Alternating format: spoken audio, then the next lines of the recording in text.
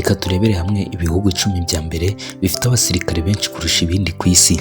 Igihugu cy'Ubushinwa gikomeje kuza imbere ku isi mu kugira umubare munini w'abasirikare kurusha ibindi bihugu, na cyane ko aricyo gituwe kurusha ibindi, kigakurikirwa n'Ubuhinde, Leta Zunze Ubumwe za Amerika, ibindi bigakurikira nk'uko tubikesha urubuga statistica.com. Dore ibihugu 10 bya mbere bifite ingabo nyinshi ku isi. Ku mwanya mbere haza igihugu cy'Ubushinwa gifite ingabo zigera kuri miliyoni 2,035,000. Ku mwanya wa kabiri haraza igihugu cy'Ubuhinde gifite ingabo zigera kuri miliyoni 1,445,000.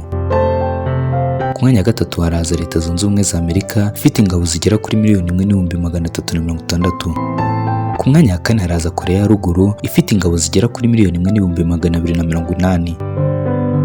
Naho ku mwanya wa gatanu haraza Uburusiya bufite ingabo zigera ku 900,000.